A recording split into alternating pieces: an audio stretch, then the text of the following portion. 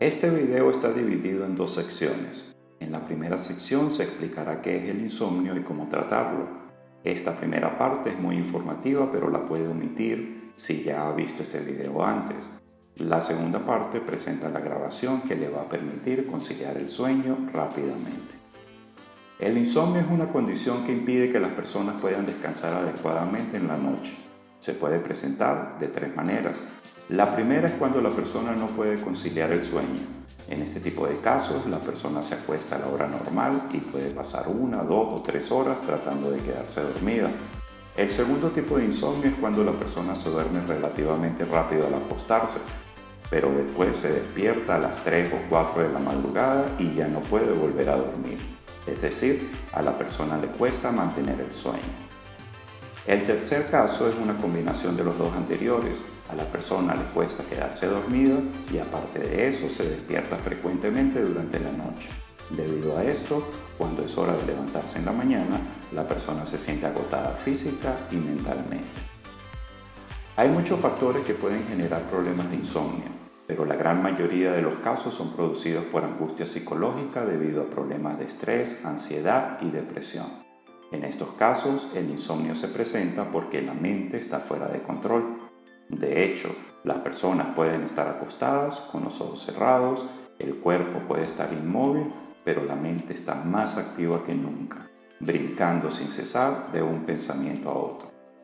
Esta hiperactividad de la mente es lo que impide que las personas puedan conciliar el sueño. La gran mayoría de las personas tratan de atacar este problema viendo televisión o escuchando música. De más está decir que estos métodos no funcionan. Si funcionaran, la gente no sufriría de insomnio. Es más, ver televisión o escuchar música puede ser contraproducente. La razón de esto es que los productores de programas de televisión no quieren que su audiencia se quede dormida.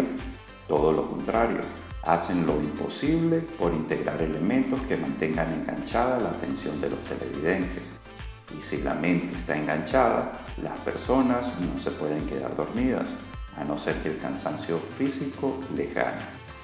La música crea otro problema, ya que ésta genera un ambiente propicio para que la mente comience a soñar despierta.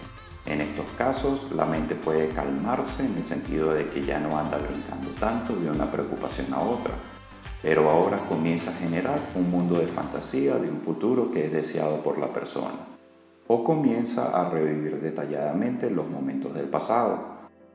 Como puede ver, tanto la televisión como la música no son soluciones efectivas para el problema del insomnio. Lo que sí es efectivo es aburrir a la mente. Déjeme hacerle una pregunta. ¿Cuántas veces se ha quedado dormido viendo una película aburrida? Nos puede pasar inclusive en una sala de cine, ya que la mente se desconecta con el aburrimiento y la monotonía. Este audio saca provecho de esta particularidad de la mente. Al presentarle un audio lento, aburrido y monótono, la mente se desconectará y usted logrará conciliar el sueño más rápidamente. Las instrucciones son sencillas. Primero, ajuste el volumen. Baje el volumen a ese punto donde si lo disminuye un poco más ya no puede entender lo que estoy diciendo. Segundo, ponga su celular boca abajo para que no le moleste la luz de la pantalla. Tercero, trate de mantener su atención en lo que se está diciendo. Se va a dar cuenta que al poco tiempo su mente va a saltar a otros pensamientos. Cuando esto suceda, simplemente vuelva a enfocarse en la voz que está haciendo la narración. Cuarto, no aplique esfuerzo. No se enganche en el contenido de lo que está escuchando. No piense o razone sobre el tema de lo que está oyendo. Simplemente escuche pasivamente. Cuando se dé cuenta que su mente se está distrayendo en otro pensamiento, vuelva a mover su atención a la narración. Como puede ver, en este audio se va a estar hablando de temas aburridos, con una voz monótona y lenta. Debido a esto, al igual que cuando está viendo una película aburrida, su mente se va a desconectar y usted va a lograr conciliar el sueño más rápidamente. Recuerde, lo único que debe hacer es escuchar pasivamente. Cuando se dé cuenta que su mente está pensando en otra cosa, solo vuelva a traer su atención suavemente a la narración. Si es la primera vez que nos visita, por favor ayúdenos a llegar a más personas. Denle me gusta al video, suscríbase al canal y active las notificaciones para que se entere cuando subimos más videos. Comencemos. Recuerdo con gran dificultad el primer periodo de mi existencia. Todos los sucesos se me aparecen confusos e indistintos. Una extraña multitud de sensaciones se apoderaron de mí y empecé a ver, sentir, oír y oler todo a la vez. Tardé mucho tiempo en aprender a distinguir las características de cada sentido. Recuerdo que, poco a poco, una luminosidad cada vez más fuerte oprimía mis nervios y tuve que cerrar los ojos. Me sumergí entonces en la oscuridad y esto me turbó. Pero apenas había notado esto cuando descubrí que, al abrir los ojos, la luz me volvía a iluminar. Comencé a andar y creo que bajé unas escaleras, pero de pronto sentí un enorme cambio. Hasta el momento me habían rodeado cuerpos opacos y oscuros, insensibles a mi tacto o mi vista. Pero ahora descubrí que podía moverme con entera libertad, que no había obstáculos que no pudiera evitar o vencer. La luz se me hacía más y más intolerable. El calor me incomodaba sobremanera, así que caminé buscando un lugar sombreado.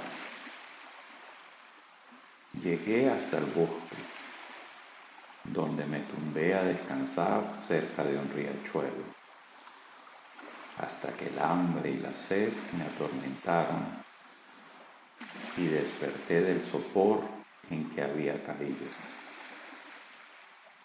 Comí algunas bayas que encontré en los árboles o esparcidas por el suelo. Calmé mi sed en el riachuelo y me volví a dormir. El hecho de que la constante de acoplo venga determinada por el valor del dilatón, que es en sí mismo variable,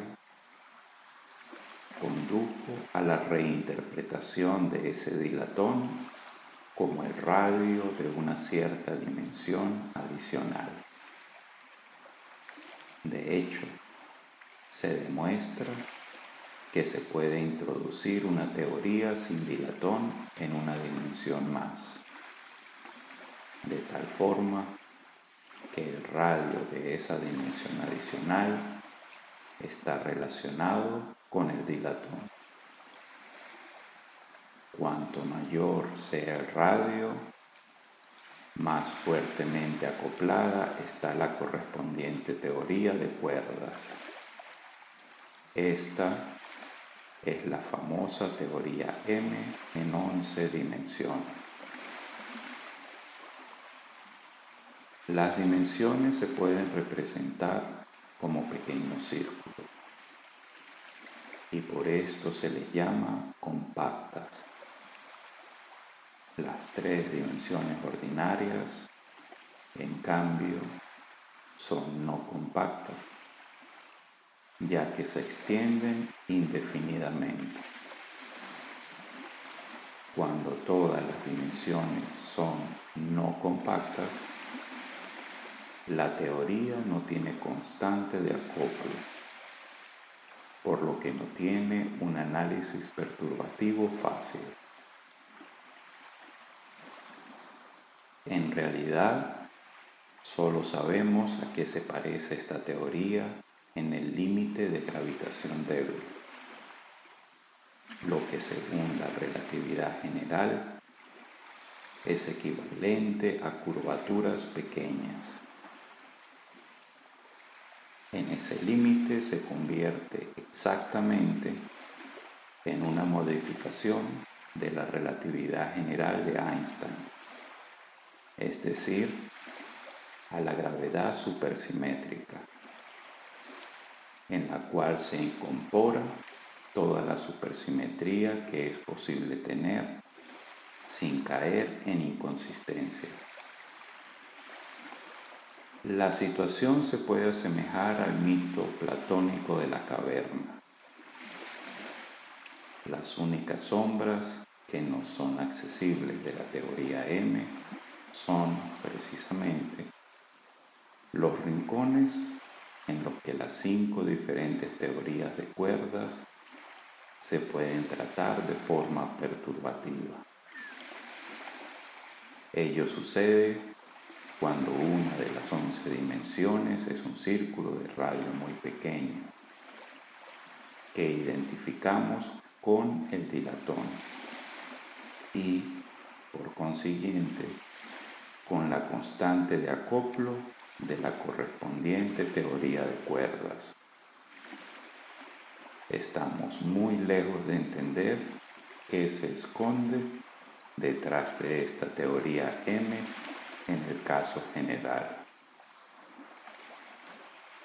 La cuestión sobre la distinción entre el acto y el objeto en nuestro proceso de sujeción mental de las cosas es de importancia vital, ya que nuestro potencial entero para adquirir conocimiento está entrelazado con él.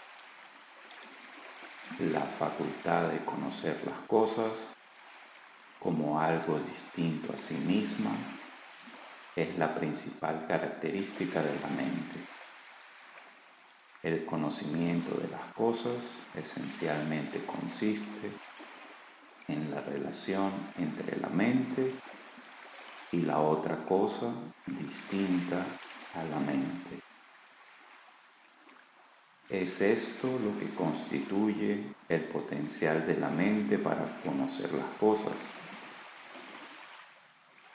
Si decimos que las cosas conocidas deben estar en la mente, estamos ya sea indebidamente limitando el potencial de conocimiento de la mente o expresando meramente una tautología. Expresamos una mera tautología cuando queremos decir por en la mente lo mismo que ante la mente, cuando lo que realmente queremos decir es el proceso de ser sujetado por la mente. Pero si queremos decir esto, tenemos que admitir que lo que es está en la mente y podría también ser algo no mental.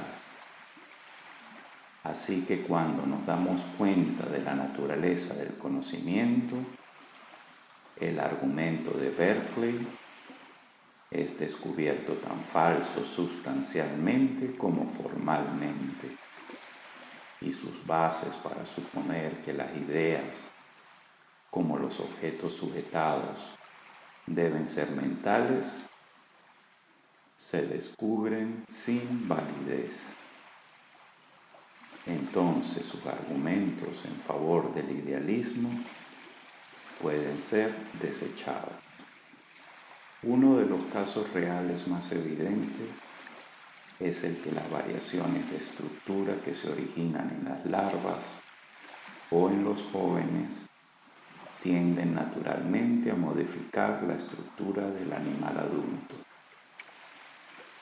Las diferentes partes del cuerpo que son homólogas y que al principio del período embrionario son de estructura idéntica y que están sometidas necesariamente a condiciones semejantes, parecen tender mucho a variar del mismo modo. Vemos esto en los lados derecho e izquierdo del cuerpo, que varían de la misma manera en los miembros anteriores y posteriores, y hasta en las mandíbulas y miembros que varían juntos, pues algunos anatómicos creen que la mandíbula inferior es homóloga de los miembros. Estas tendencias, no lo dudo, pueden ser dominadas por la selección natural. Así, es posible especular que existió una vez una familia de venados que tenían solo un cuerno. Y si esto hubiera sido de gran utilidad para la especie, es probable que esta característica pudiera haber sido fijada permanentemente por el proceso de selección natural. Muchas veces podemos atribuir erróneamente a variación correlativa estructuras que son comunes a grupos enteros de especies y que, en realidad, son simplemente debidas a la herencia, pues un antepasado remoto puede haber adquirido por selección natural alguna modificación en su estructura. Y después de millares de generaciones, otra modificación independiente, y estas dos modificaciones, habiendo transmitido a todo un grupo de descendientes de costumbres diversas, se creería, naturalmente, que son correlativas de un modo necesario. Al poco rato regresó el chico llevando un haz de leña al hombro. La joven lo recibió en la puerta y lo ayudó con el fardo, del cual escogió algunas ramas que echó al fuego. Luego se fueron los dos a una esquina de la habitación y él mostró un gran pan y un trozo de queso. Ella pareció alegrarse y salió al jardín en busca de plantas y raíces. Las metió en agua y después al fuego. Luego prosiguió su labor y el joven se fue al jardín, donde se puso diligentemente a cavar y a arrancar raíces. Al cabo de una hora, la muchacha salió a buscarlo y juntos entraron a la casa. Entretanto, el anciano había estado pensativo, pero al ver a sus compañeros, adoptó un aire más alegre y se sentaron a comer. El almuerzo acabó pronto. La joven volvió a ocuparse de las tareas caseras, en tanto que el anciano, apoyado en el brazo del joven, paseaba al sol por delante de la casa. No puede haber nada más bello que el contraste de aquellos dos seres. El uno era muy mayor, con el cabello plateado, y su rostro reflejaba bondad y cariño. Y el otro era esbelto y muy apuesto, y tenía las facciones modeladas con la mayor simetría. Sin embargo, su mirada y actitud denotaban una gran tristeza y depresión. El anciano volvió a la casa y el muchacho se encaminó a los campos, portando herramientas distintas de las de la mañana.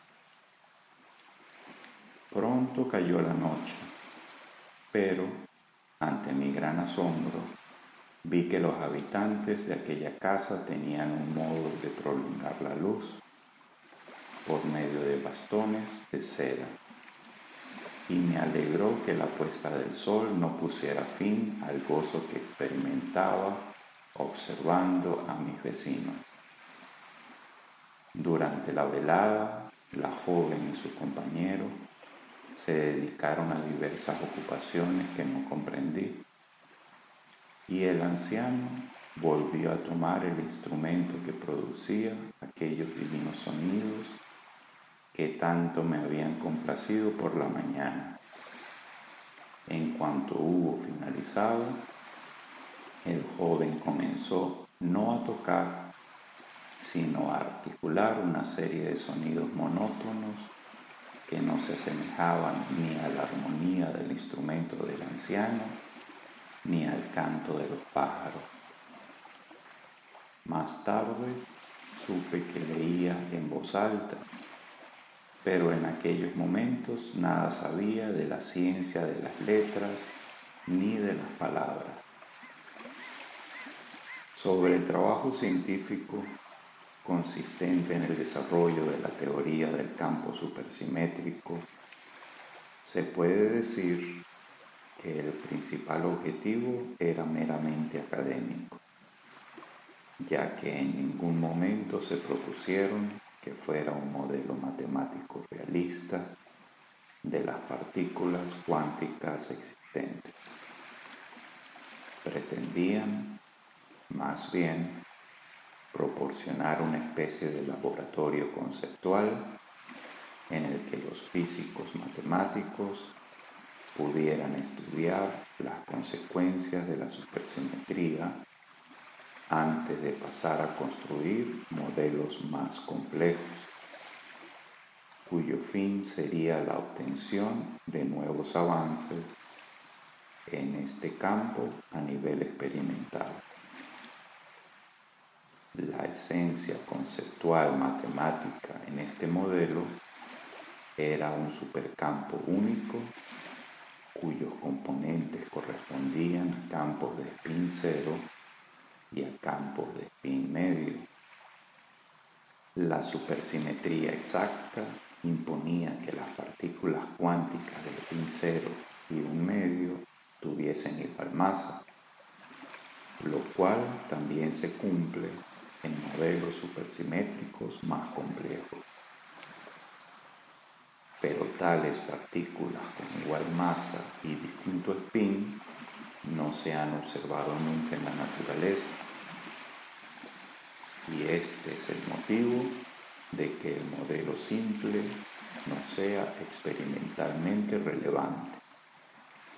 En consecuencia, ha de romperse la supersimetría para que nos permita una descripción de las partículas observadas en la naturaleza, ya que las partículas de distinto spin que relaciona la supersimetría no pueden tener igual masa. Para desarrollar el concepto de una buena voluntad digna de ser estimada por sí misma y sin ningún propósito exterior a ella, tal como se encuentra ya en el sano entendimiento natural, que no necesita ser enseñado, sino más bien ilustrado, para desarrollar este concepto que se halla en la cúspide de toda la estimación que tenemos de nuestras acciones y que es la condición de todo lo demás, vamos a considerar el concepto del deber, que contiene el de una voluntad buena, aunque bajo ciertas restricciones y obstáculos subjetivos que, sin embargo, lejos de ocultarlo y hacerlo incognoscible, lo hacen resaltar por contraste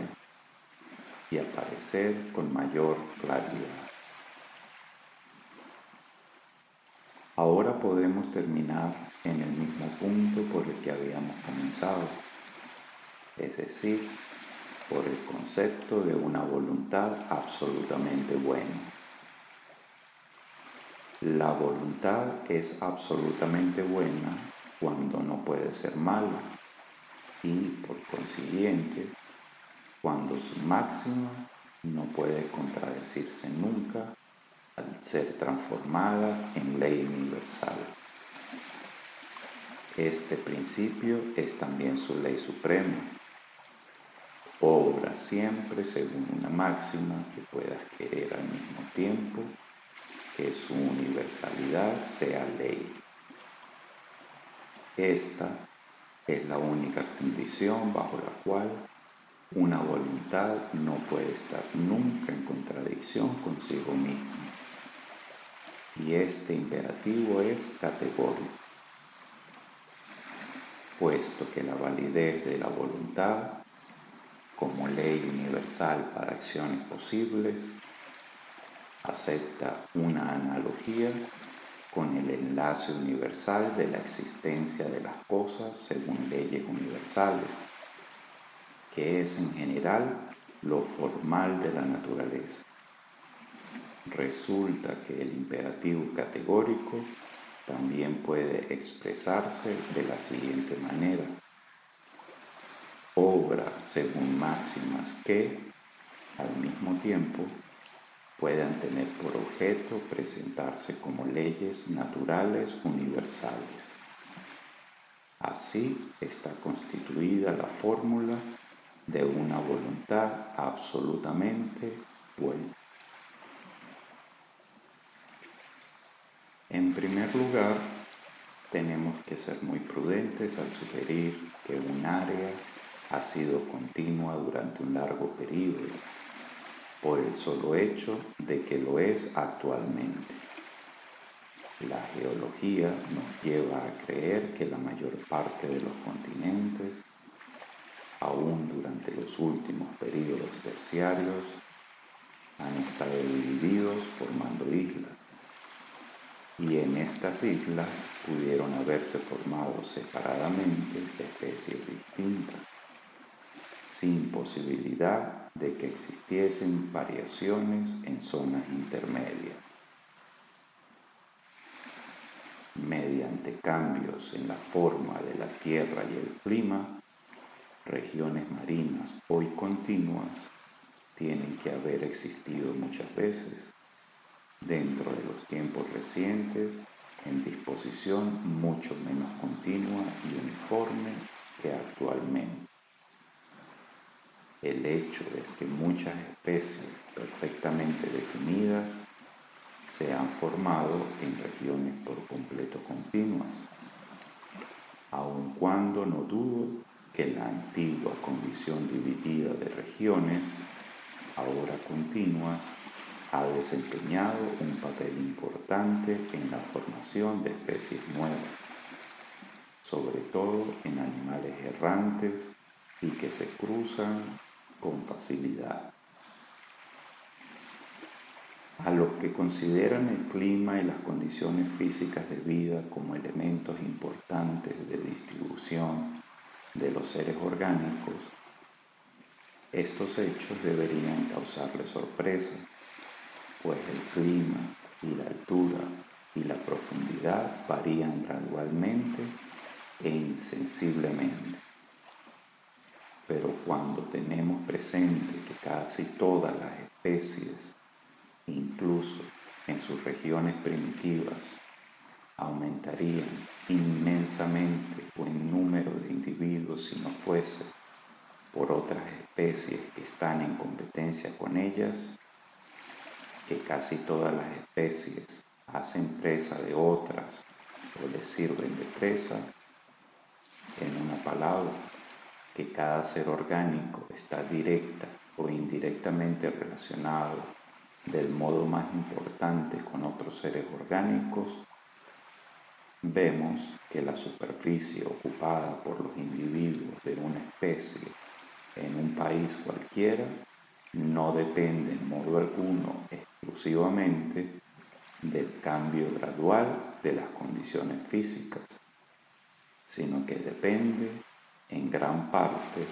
de la presencia de otras especies de las que vive aquello. Mi viaje fue largo y muchos los sufrimientos que padecí. Era a finales de otoño cuando abandoné la región en la cual había vivido tanto tiempo. Viajaba solo de noche, temeroso de encontrarme con algún ser humano. La naturaleza se marchitaba a mi alrededor y el sol ya no calentaba.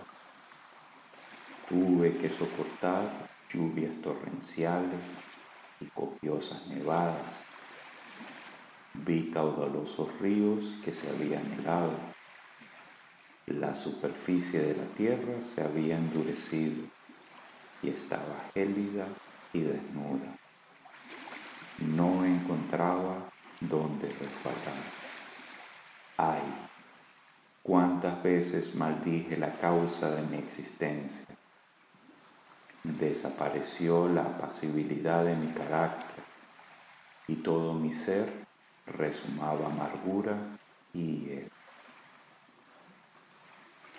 Cuando más me aproximaba al lugar donde vivía, más profundamente sentía que el deseo de venganza se apoderaba de mi corazón. Empezaron las nevadas y las aguas se helaron, pero yo continuaba mi viaje. Algunas indicaciones ocasionales me guiaban y tenía un mapa de la región, pero a menudo me desviaba de mi camino. La angustia de mis sentimientos no cejaba. No había incidente del cual mi furia y desdicha no pudiera sacar provecho. Pero un suceso que tuvo lugar cuando llegué a la frontera suiza, cuando ya el sol volvía a calentar y la tierra a reverdecer, confirmó de manera muy especial la amargura y horror de mis sentimientos.